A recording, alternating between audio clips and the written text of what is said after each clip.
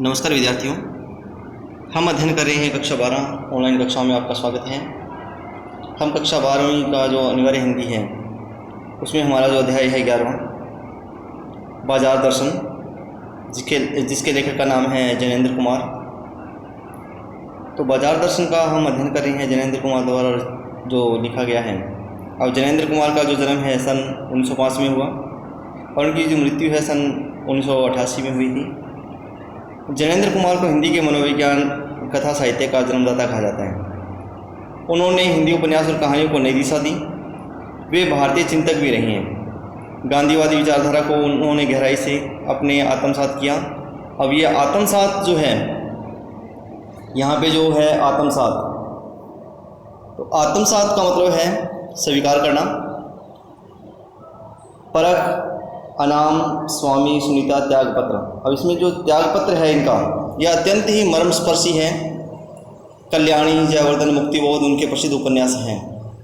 उन्होंने कहानी संग्रह वातायन, एक रात दो चिड़िया, अब ये इनकी कहानी संग्रह है। इसमें वातायन, एक रात दो चिड़िया, फांसी, नीलम, देश की राजकन्या तथा पाजेब। उनके विचार प्रधान निबंध प्रस्तुत प्रश्न, जड़ की बात, पूर्वाध्याय, साहित्य का श्रेय और प्रेय, श्रेय और प्रेय, सोच विचार तथा समय और हम, उनकी बहुमुखी प्रतिभा के परिचायक हैं।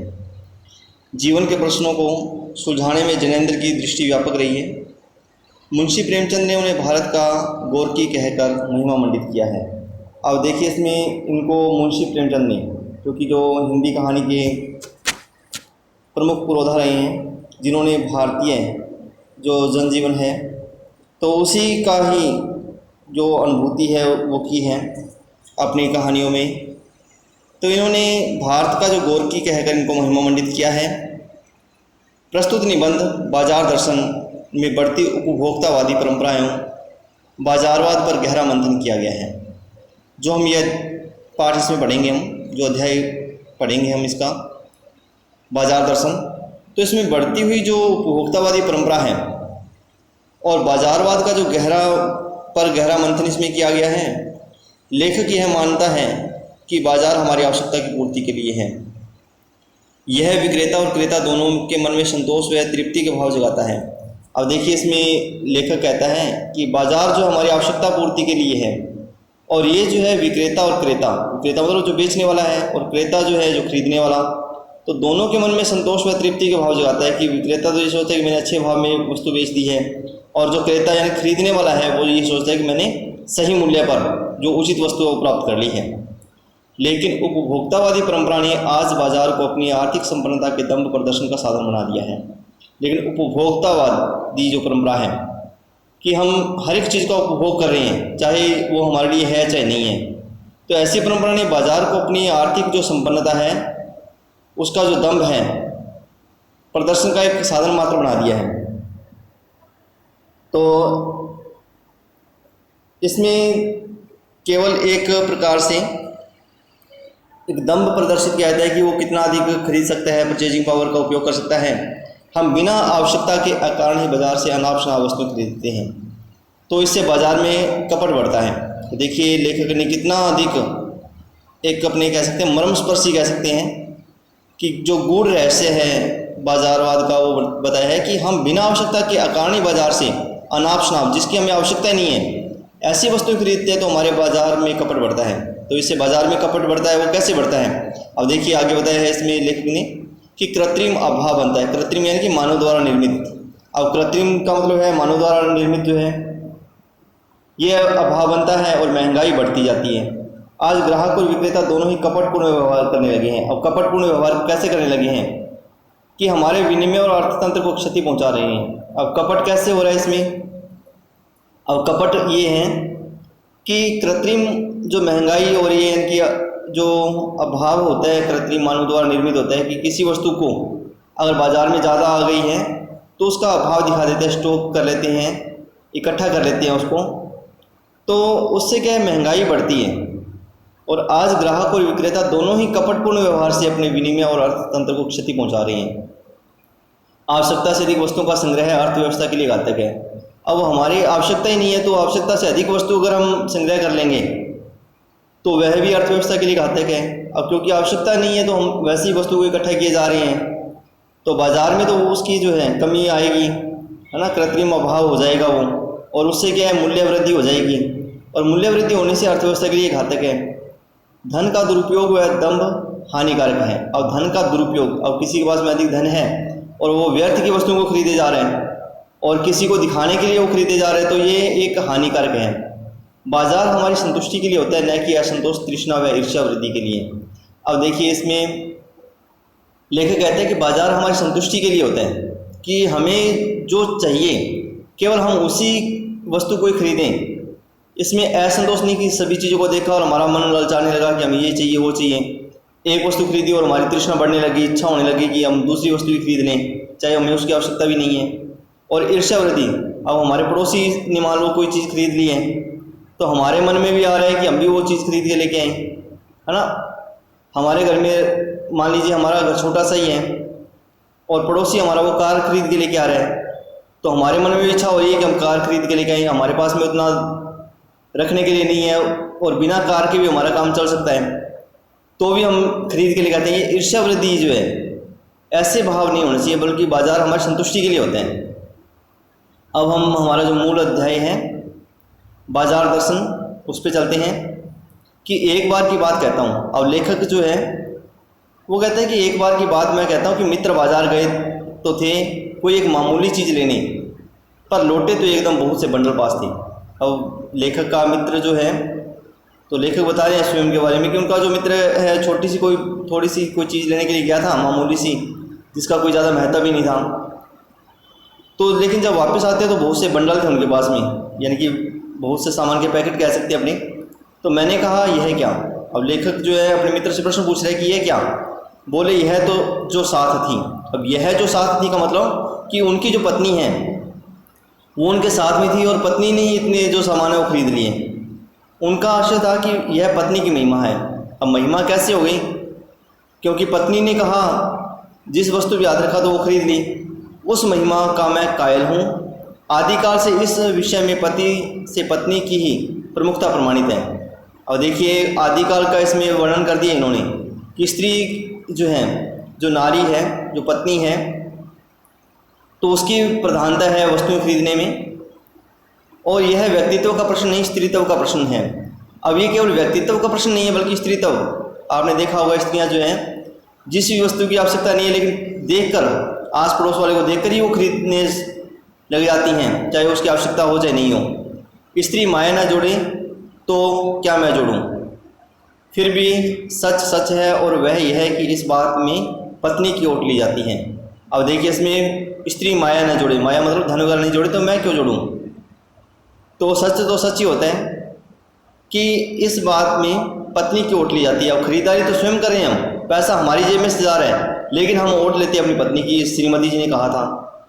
मूल में एक और तत्व को महिमा सविशेष है, वह तत्व है मनी बैग, अर्थात पैसे की गर्मी या एनर्जी। अब इसमें लेखक कहता है कि केवल श्रीमती जी के कहने से कुछ नहीं होता, बल्कि हमारी जो जेब है कितनी गर्म है, हमारे पैसे, हमारी जेब में कितने पैसे हैं, मनी बैग कितने हमारे पास में, उसकी एनर्जी ही जो वो लक्षित करती है कि हम कितना सामान खरीद रहे हैं बाजार से, है ना। तो पैसा पावर है, पर उसके सबूत में आसपास माल टालना जमा हो तो यह क्या खाक पावर है। अब लेखक कहता है कि पैसा पावर है, पैसे को पावर के रूप में बता दिए हैं, एक शक्ति के रूप में बताया है, और इसका जो सबूत है तभी प्राप्त होता है जब आसपास जो माल टाल न जमा हो। कि हमारे पास में जब तक हमने जो वस्तुएं ही नहीं खरीदी तो पैसे की पावर को कौन देखने वाला है। पैसे को देखने के लिए बैंक के हिसाब देखिए, पर पाल असबाब मकान कोठी तो अनदेखे भी दिखते हैं।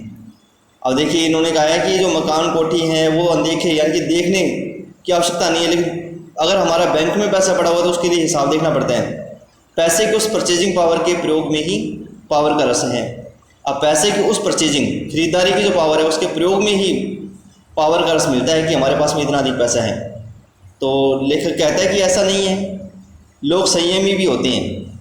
जो संयम पूर्ण जो जीवन व्यतीत करते हैं वे फिजूल सामान को फिजूल समझते हैं, वे पैसा बहाते नहीं हैं और बुद्धिमान होते हैं। अब इसमें कहा है कि फिजूल खर्च नहीं करते हैं कहीं, वे पैसा बहाते नहीं और बुद्धिमान होते हैं। ये बुद्धि और संयम पूर्वक वह पैसे को जोड़ते जाते हैं, जोड़ते जाते हैं। अब देखिए इसमें भी एक जो गूढ़ रहस्य है वो छिपा हुआ है लेखक का कहने का, कि बुद्धि और संयम पूर्वक वह पैसे को जोड़ते जाते हैं, जोड़ते जाते हैं। वह पैसे की पावर को इतना निश्चय समझते हैं कि उसके प्रयोग की परीक्षा उन्हें दरकार नहीं है। अब कहते हैं कि पैसे की पावर इतनी अधिक है कि उनको उसका प्रयोग करने की आवश्यकता भी नहीं है, बस खुद पैसे के जुड़ा होने पर उनका मन गर्व से भरा फूला रहता है। मैंने कहा यह कितना सामान ले आए। अब वो अपने मित्र से बात कर रहे हैं कि मैंने कहा कि ये कितना सामान ले आई। मित्र ने सामने मनी बैग फैला दिया, कहा ये देखिए सब उड़ गया, अब जो रेल टिकट के लिए भी बचाओ। अब देखिए उन्होंने अपना जो लेखक का मित्र है वो मनी बैग अर्थात जो पर्स है तो उसको खोल के दिखा देता है, अपने बटुए को खोल के दिखा देता है कि देखो सब कुछ उड़ गया है, अब तो रेल टिकट के लिए भी बचा हुआ नहीं मेरे पास में। मैंने तब तय माना कि और पैसा होता और सामान आता। और लेखक के मन में विचार आ रहा है, वो सोच रहे हैं कि अगर इनके पास में और अधिक पैसा होता तो और ये सामान ले आते। वह सामान ज़रूरत की तरफ देखकर नहीं आया, अपनी परचेजिंग पावर के अनुपात में आया है। लेकिन ठहरिए, इस सिलसिले में एक और महत्व का तत्व है जिसे नहीं भूलना चाहिए। उसका भी इस कर्तव्य में बहुत कुछ हाथ है, वह महत्व है बाजार। अब देखिए केवल मनी पावर जो है, परचेजिंग पावर ही मुख्य नहीं है, बल्कि बाजार का भी महत्वपूर्ण योगदान रहता है। तो मैंने कहा यह इतना कुछ नाहक ले आए। अब मित्र से फिर बातचीत हो रही है, पहले वो अपने मन में सोच रहे हैं। मित्र बोले कुछ ना पूछो, बाजार है कि शैतान का जाल, ऐसा सजा सजा कर माल रखते हैं कि बेहया ही हो जो न फंसे। बेहया यानी कि जिसको कोई इज्जत नहीं हो, शर्म शंका नहीं हो, तो वो ही नहीं फंसेगा। बाजार में आपने देखा होगा, बाजार जो है आप जब जाते हैं तो सामान देखिए किस प्रकार से सजा हुआ रखा रहता है, तो हर किसी का जो मन है उस ओर आकर्षित हो जाता है। तो इसी कारण से लेखक ने इसमें बाजार को शैतान का जाल कहा है कि हर कोई जो उस जाल में फंस जाता है।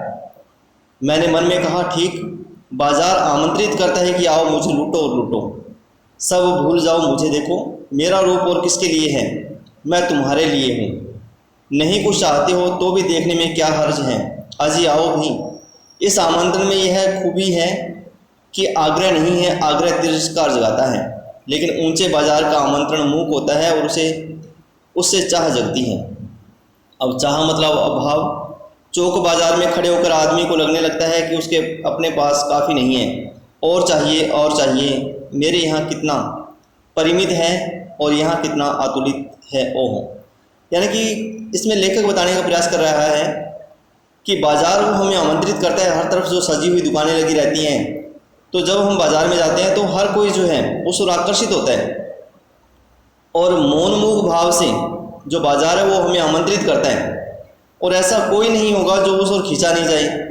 और बाज़ार में सजी हुई वस्तुओं को देखकर हर कोई सोचता है कि मेरे पास में तो बहुत कम है, ये तो बाज़ार तो बहुत अतुलित है जिसकी तुलना नहीं की जा सकती।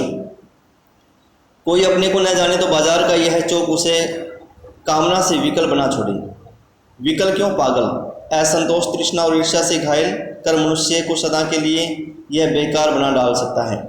अब लेखक ने देखिए किस प्रकार से हमारी जो वृत्ति है उस पर प्रहार किया है कि कोई अपने को न जाने तो बाजार का यह चौक उसे कामना से विकल बना छोड़े। कि कोई न जाने, अपने को न जाने तो, यानी कोई अगर अपने आप को नहीं जानता कि वो क्या खरीद सकता है, क्या कर सकता है, तो वो चौक जो है उसको व्याकुल कर देता है। विकल क्यों? पागल। अगर व्याकुल नहीं, अब किसी चीज़ को उसने पसंद कर लिया, कोई बाजार में गया है लेकिन वह उसको खरीद नहीं पा रहा, तो वो व्याकुल हो जाता है, और कई बार तो पागल जैसी हालत हो जाती है, उसको खरीदना ही है वो। असंतोष, तृष्णा और ईर्ष्या से घायल कर मनुष्य को सदा के लिए यह बेकार बना डाल सकता है। अब बाजार का जादू अगर जिस पे चढ़ जाता है तो उसमें असंतोष की भावना रहती है, तृष्णाएं जागृत होती रहती हैं, और ईर्ष्या का जो भाव है तो वह उसे घायल करता रहता है और यह उसको बेकार बना डाल सकता है। एक और मित्र की बात है, ये तो थी पहले मित्र की बात जो बाजार गए थे कुछ मामूली सा सामान खरीदने के लिए, और काफ़ी जो बैग हैं वो लेके आए हैं, बंडल उठा के ले आए वहाँ से बाज़ार से। अब दूसरे मित्र की ये बात बता रहे हैं कि यह दोपहर के पहले के गए बाज़ार से कहीं शाम की वापस आई। अब दूसरा मित्र देखिए क्या कर रहे हैं, आए तो खाली हाथ। अब देखिए इनका एक मित्र जो बाज़ार थोड़ा मामूली सा सामान लेने के लिए गया था, लेकिन फिर भी वो बंडल उठा के ले आया, काफ़ी भरे हुए हैं ना। फिर कहने लगा कि श्रीमती जी की माया है ये तो। अब इनका जो दूसरा एक मित्र था वो बाज़ार तो गया दोपहर के पहले ही, लेकिन बाज़ार को जब शाम को वापस आया तो वो खाली हाथ था। तो मैंने पूछा, लेखक पूछ रहे अपने दूसरे मित्र से, कहाँ रहे? बोले बाज़ार देखते रहे। और उनका मित्र कह रहा है कि बाज़ार को देखता रहा मैं तो मैंने कहा बाज़ार को देखते क्या रहे? बोले क्यों बाज़ार? तब मैंने कहा लाए तो कुछ नहीं। अब लेखक जो संवाद शैली है उसका प्रयोग इसमें कर रहा है। तब मैंने कहा लाए तो कुछ नहीं। बोले हाँ, पर यह समझ ना आता था कि न लूँ तो क्या। देखिए इनके मित्र की जो व्यथा है वो क्या है कि वो समझ रहे हैं कि मैं क्या न खरीदूं, यानी सभी वस्तुएं मुझे अच्छी लग रही हैं, सभी कुछ तो लेने को जी होता था। जी का मतलब यहाँ पे मन से है, कुछ लेने का मतलब था शेष सब कुछ को छोड़ देना, पर मैं कुछ भी नहीं छोड़ना चाहता था। अब देखिए किस प्रकार का भाव जो है लेखक के मित्र के मन में आ रहा है। वो चाहता है कि मैं सब कुछ खरीद लूँ, और कहता है कि अगर एक चीज़ खरीद ली तो बाकी छूट जाएंगी, तो वो छोड़ना नहीं चाहता। तो इसके चक्कर में वो कुछ भी ले नहीं पाए हैं, इससे मैं कुछ भी नहीं ले सका। अब देखिए सभी कुछ छूट ना जाए, तो इसलिए उन्होंने कुछ भी नहीं खरीदा उसके मित्र ने, जो दूसरे मित्र ने। तो मैंने कहा खूब, पर मित्र की बात ठीक थी। अगर ठीक पता नहीं है कि क्या चाहते हो तो सब और कि चाह तुम्हें घेर लेगी, और तब परिणाम त्रास ही होगा, गति नहीं होगी न कर्म। अब देखिए लेखक कहता है इसमें कि मैंने जान लिया है कि अगर आपको ठीक से पता नहीं कि आपको चाहिए क्या, बाजार से क्या खरीदना है, तो आपको जो चाह है, चाह मतलब इच्छा जो है, तो आपको चारों ओर घेर लेती है कि मैं ये भी खरीद लूँ वो भी खरीद लूँ, है ना। तब परिणाम त्रास ही होगा। त्रास मतलब पीड़ा ही होती है कि क्या खरीदें क्या छोड़ें।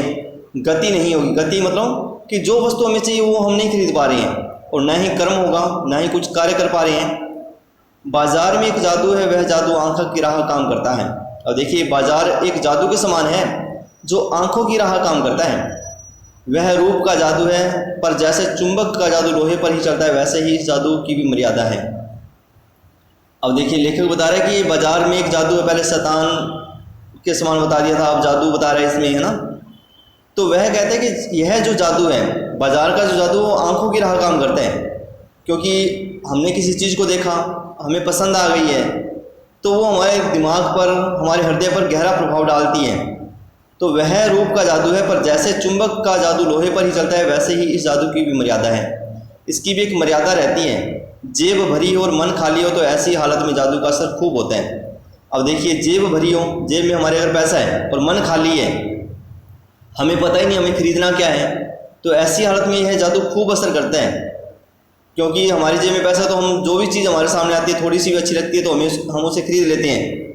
लेकिन जेब खाली पर मन भरा न हो तो भी जादू चल जाएगा। अब जेब खाली है लेकिन मन भरा हुआ नहीं है, फिर भी यह जादू चलेगा। और मन खाली है तो बाजार के अनेकानेक चीज़ों का निमंत्रण उस तक पहुंच जाएगा। अब मन खाली है अर्थात मन में आता है कि हम कुछ ना कुछ खरीदते ही रहें, तो मन खाली है तो अनेकानेक जो चीज़ें उसको आमंत्रित करती हैं। कही हुई उस वक्त जेब भरी, तब तो फिर वह मन किसकी मानने वाला है।